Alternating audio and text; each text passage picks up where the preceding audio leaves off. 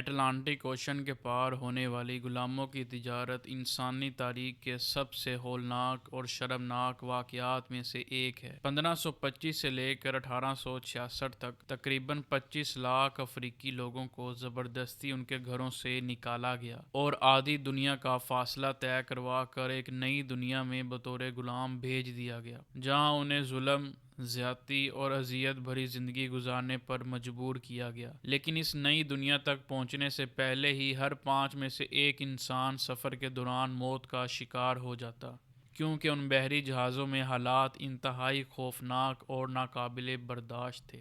ہم Atlantic ocean کے پار ہونے والی غلاموں کی تجارت کے اس المیے کو چند جملوں میں بیان نہیں کر سکتے، اور اس دردناک تاریخ کو ایک چھوٹی سی ویڈیو میں بیان کرنا مناسب نہیں۔ لیکن آج ہم ایک نظر ڈالیں گے کہ ان سلیو شپس پر زندگی کیسی تھی، اور وہ خوفناک حقیقت کیا تھی جس کا معصوم افریقی لوگوں کو سامنا کرنا پڑا، صرف اس وجہ سے کہ وہ غلاموں کی تجارت کا نشانہ بنے۔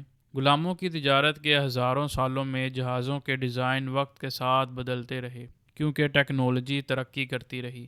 لیکن آج جب ہم ایک سلیو شپ کا تصور کرتے ہیں تو ہمارے ذہن میں زیادہ تر وہ بڑے کارگو بحری جہاز آتے ہیں جنہیں گینی مین کہا جاتا تھا۔ انہیں یہ نام اسی لیے دیا گیا کیونکہ انسانوں کی تجارت کا بڑا حصہ افریقہ کے ساحلی علاقے کے پاس ہوتا تھا، جس کا نام گینی مین تھا۔ ویسٹ افریقہ کے گینی ساحل پر جہاں زیادہ تر تجارت ہوتی تھی، سلیو شپس پر سینکڑوں لوگوں کو ایک ساتھ ٹھونس دیا جاتا تھا تاکہ وہ سمندر پار امریکہ تک ایک دوزخ جیسے سفر کو برداشت کر سکیں۔ جہاز کے روانہ ہونے سے پہلے ہی پکڑے گئے افریقی لوگوں کو ان کے کپڑوں سے محروم کر دیا جاتا تھا، ان کے سر منڈوا دیے جاتے تھے۔ اس کے بعد انہیں ڈیک پر زبردستی دھکیل دیا جاتا تھا، جہاں انہیں عارضی لکڑی کے کمروں میں رکھا جاتا تھا۔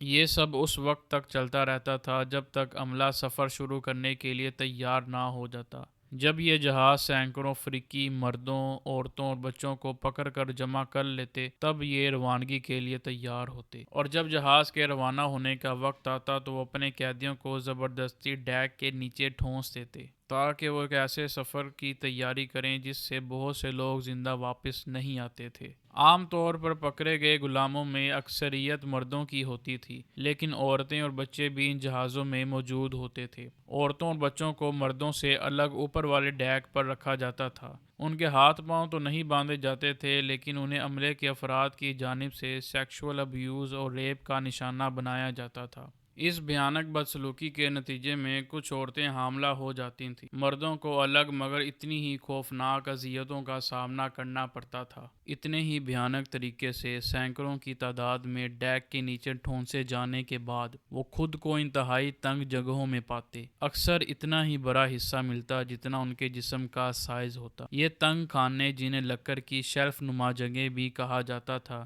جہاز کے مطابق اونچائی میں مختلف ہوتے تھے۔ کچھ کی اونچائی صرف 10 انچ تک ہوتی تھی، جبکہ نسبتاً بڑے خانے بھی 5 فٹ سے کم ہی ہوتے تھے، جو کسی بالغ شخص کے بیٹھنے یا ہلنے جلنے کے لیے بھی ناکافی تھے۔ اپنے ساتھی قیدیوں کے ساتھ مسلسل بیڑیوں میں جکڑے ہوئے مردوں کو ان اندھیری، سانس روک دینے والی جگہوں میں سر سے پاؤں تک سیدھا لیٹنا پڑتا تھا، اور انہیں پورے سفر کے دوران اسی ناقابل تصور حالت میں رہنا پڑتا تھا۔ یہ سفر کئی ہفتوں سے لے کر کئی مہینوں تک بھی چلتا تھا۔ مردوں کو روزانہ صرف 1 گھنٹے کے لیے اوپر ڈیک پر لایا جاتا تھا تاکہ وہ تھوڑی بہت حرکت کر سکیں اور انہیں پانی سے دھویا جا سکے، جو صفائی کی ایک انتہائی ناکام کوشش تھی۔ لیکن یہ کسی قسم کی مہربانی نہیں تھی، یہ صرف اس لیے کیا جاتا تھا تاکہ ایک قیدی زندہ رہیں اور منزل تک پہنچ سکیں تاکہ انہیں بیچا جا سکے۔ ان جہازوں پر غلاموں کی موت کا سب سے بڑا سبب بیماریاں تھیں۔ اتنی زیادہ بھیڑ اور تنگ جگہوں میں لیٹے ہوئے مردوں کے پاس نہ کوئی صفائی کا انتظام تھا۔ اگر انہیں الٹیاں آتی، جو سمندری بیماری کے باعث بہت عام سی بات تھی، تو انہیں صاف کرنے کا بھی کوئی طریقہ نہیں تھا۔ اپنے آپ کو صاف کرنے کا کوئی طریقہ تھا ہی نہیں۔ اگر انہیں ٹوائلٹ جانے کی ضرورت پڑتی تو انہیں وہاں ہی اپنے باڈی ویسٹ اور پیشاب میں رہنا پڑتا تھا اور گھنٹوں تک اسی حالت میں رہتے تھے۔ اس کے نتیجے میں سلیو شپس پر بیماریاں تیزی سے پھیل جاتی تھیں۔ Dysentery, smallpox, malaria, yellow fever, influenza اور خسرہ جیسی بیماریوں کا پھیلاؤ ایک عام سی بات۔ یہ کوئی حیرت کی بات نہیں کہ اتنے زیادہ لوگ ان خوفناک حالات کی وجہ سے فوت ہو جاتے تھے، اور جو زندہ بچ جاتے وہ کمزور اور بیمار رہتے تھے۔ انہیں بہت کم خوراک دی جاتی تھی جو ان کی طاقت بڑھانے کے لیے ناکافی ہوتی تھی۔ ان حالات میں اگر جہاز پر موجود غلام خوش قسمت ہوتے تو انہیں دن میں صرف 2 وقت کا کھانا ملتا، وہ بھی اس بات کو یقینی بنانے کے بعد کہ عملے کے لیے خوراک کافی ہے۔ غلاموں کو صرف چاول اور پھلیوں کی معمولی مقدار دی جاتی تھی، ساتھ میں تقریباً 1 لیٹر پانی، یعنی زندہ رہنے کے لیے بس اتنی خوراک جتنی ضروری ہو۔ افریقی لوگوں نے جن حالات، تکلیفوں اور اذیتوں کو برداشت کیا، انہیں آج کے انسان کے لیے سمجھ پانا تقریباً ناممکن ہے۔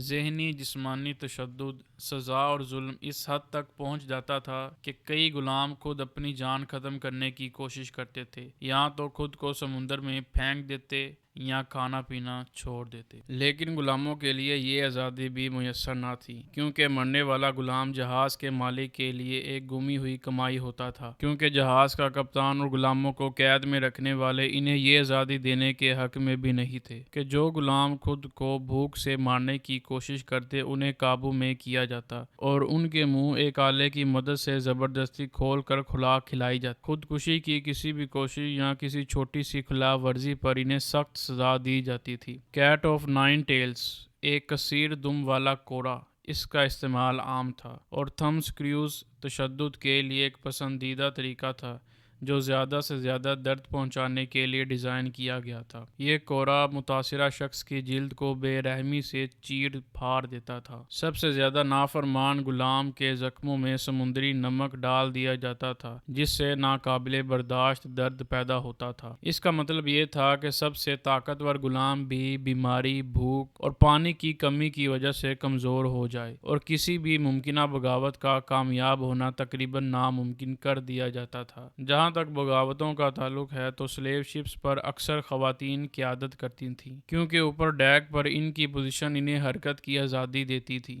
جو مردوں کے لیے ممکن نہیں تھی۔ بدقسمتی سے زیادہ تر بغاوتیں کامیاب نہیں ہوتیں اور ان کے سرکردہ افراد کو سخت سزا دی جاتی تھی، لیکن کبھی کبھار کچھ بغاوتیں کامیاب بھی ہو جاتی تھیں اور کچھ افریقی غلام غلامی کی زندگی سے بچ کر آزادانہ زندگی گزارنے میں کامیاب ہو جاتے تھے۔ ان میں سب سے مشہور بغاوت جہاز لامسٹاڈ پر ہوئی۔ بحر اوقیانوس کے پار غلاموں کی تجارت کے اختتام پر 1839 میں لامسٹاڈ پر موجود غلاموں نے اپنے مالکوں کے خلاف بغاوت کر دی۔ افریقی غلاموں نے کامیابی سے جہاز پر قبضہ کر لیا، باورچی اور کپتان کو ہلاک کر دیا، لیکن نیویگیٹر کی جان بخش دی تاکہ وہ انہیں واپس گھروں تک لے جا سکے۔ نیویگیٹر نے جہاز کو شمال کی طرف ہدایت دی، یہاں تک کہ بغاوت کرنے والا جہاز امریکی بحریہ کے قبضے میں آ گیا۔ حیرت انگیز طور پر امریکی عدالت نے بالآخر غلاموں کے حق میں فیصلہ سنایا، یہ کہتے ہوئے کہ انہیں پکڑنا درست نہیں، یہ غلامی کے خاتمے میں ایک سنگ میل ثابت ہوا۔ لیکن بحر اوقیانوس کے پار 3 صدیوں کے دوران بہت سے افریقی لوگ ان جہازوں کے سامنے بے بس رہے، اور جو لوگ اس دوزخی سفر سے زندہ بچ گئے ان کا انتظار نئے بندرگاہ پر بھی کچھ کم خوفناک نہیں تھا۔ انہیں اپنے خاندانوں سے جدا کر دیا جاتا